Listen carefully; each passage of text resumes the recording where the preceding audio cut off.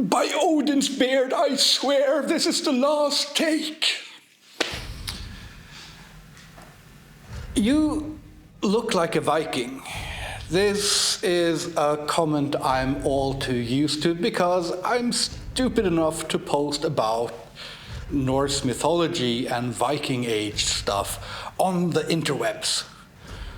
Which means I get my comments full of people arguing whether or not Vikings had dreads and chin tattoos and whether or not we should use the word Viking at all. And I thought I'd just make a short video where I try to clear up these things as best as I can. Let's start with the word Viking. Viking is a perfectly good word. Now, some will say that, Viking wasn't an ethnicity, it was a job. And Viking Age people would probably understand the word Viking differently from us. It would be something you do. You went a Viking. And today, we're using Viking as a shorthand for Viking Age people. Words change. Now, you can argue that it is a stupid shorthand and that we should use a more precise language, but then you're stuck having to say, late Iron Age to early medieval, pre-Christian to early Scandinavian Christian diaspora age people. And that doesn't roll off the tongue. So Viking is a perfectly good word, no matter what commenters on the internet say.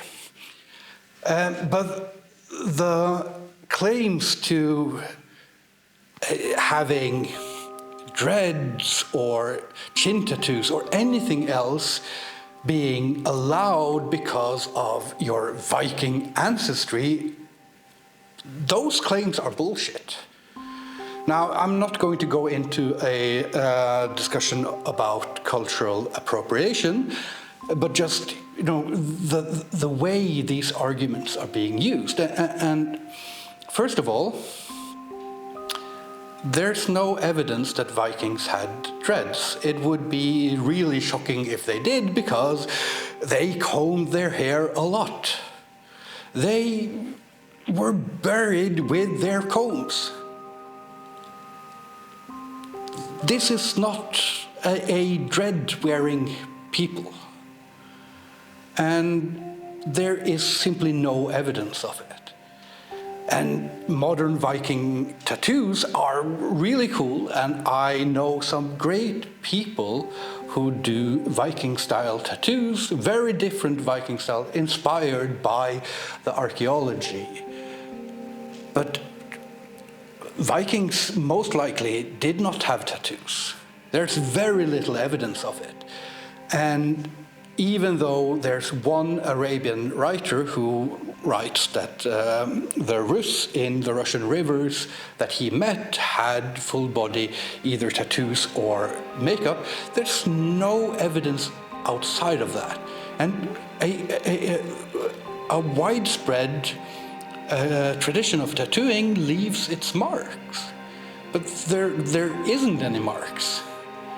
And one of the most powerful evidence against it is that a few hundred years after the Viking Age, we get a lot of laws outlawing pagan customs or warning against pagan customs, but we don't get any laws against tattoos because it doesn't seem to have been widespread.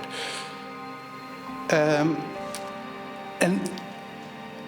we all have this image of how Vikings should look, and that is,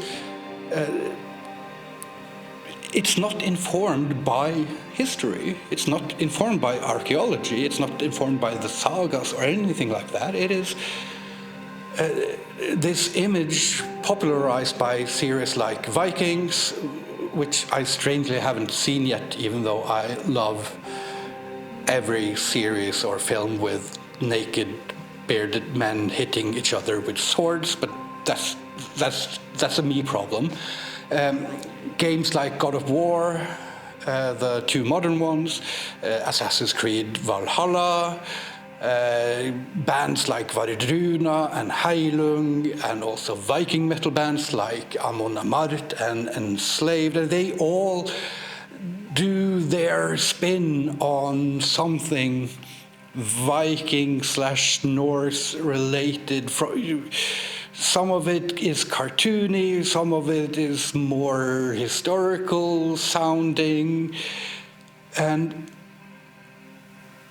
but this image we have of a Viking is as much informed by North American indigenous cultures and Siberian indigenous cultures as it is by actual Scandinavian Viking Age culture.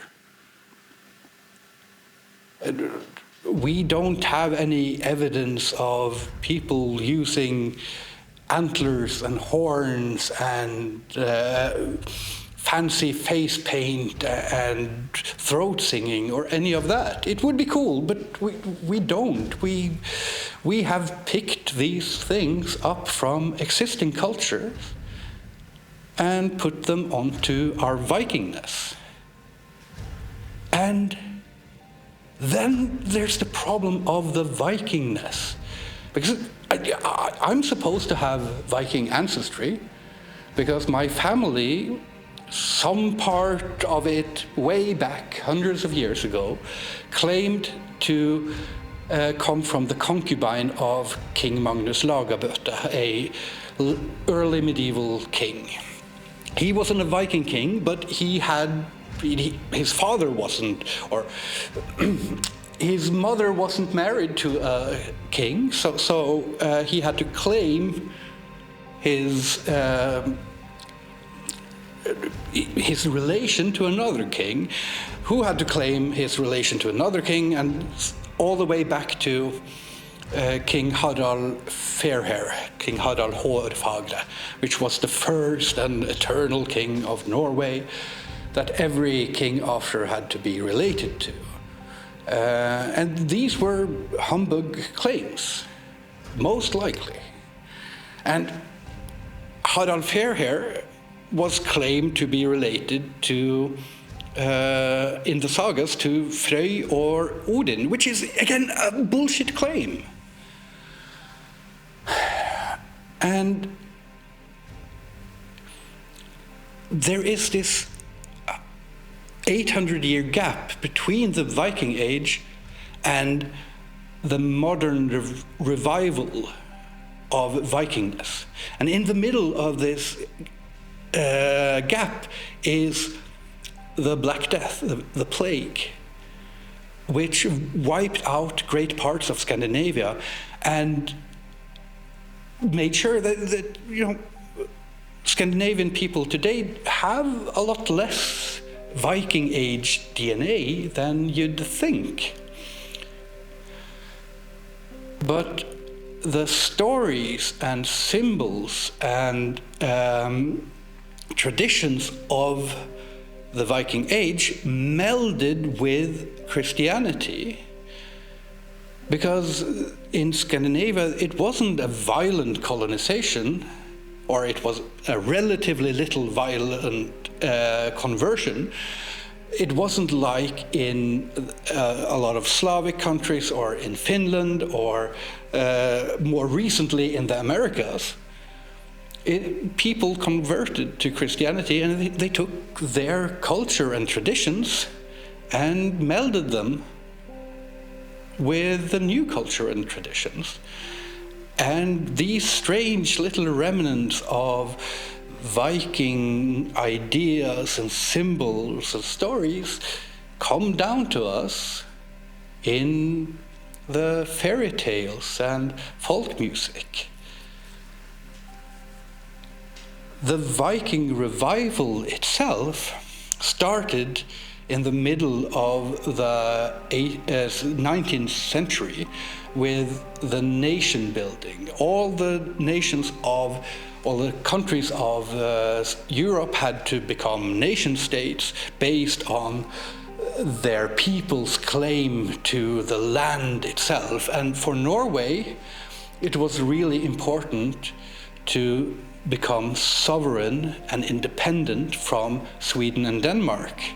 So we had to look into the past, to an ancient age before we were taken over by Denmark and Sweden, and we built this Viking image for ourselves. And all the European countries did this in some extent, tracing themselves back to this grand historical warrior culture that was before Christianity, the Celts and the ancient Slavs and all of that. This was nation building, this was nationalism. This nationalism, while good when it led to the independence of Norway and the sovereignty of people living in Norway, also led to the whole World War II thing and the Nazis. So, yeah, not so good. And today, when people claim that they are related to Vikings, that they have Viking ancestry, and that gives them the right to talk about Norse pagan issues,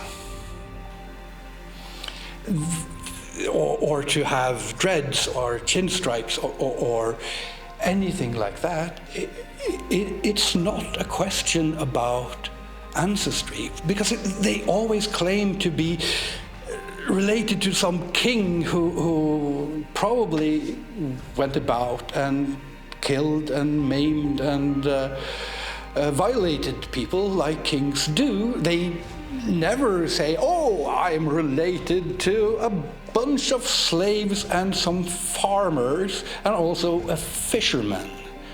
And they always jump this gap that is 1,000 years now, in order to be related to this mythical, violent person.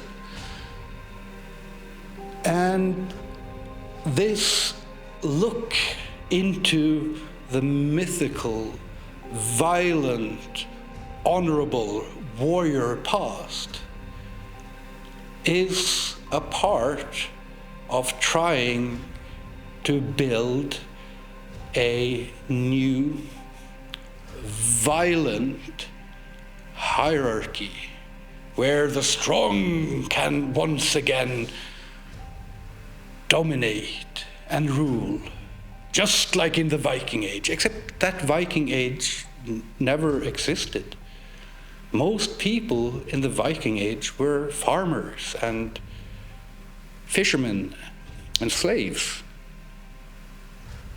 And I think that when you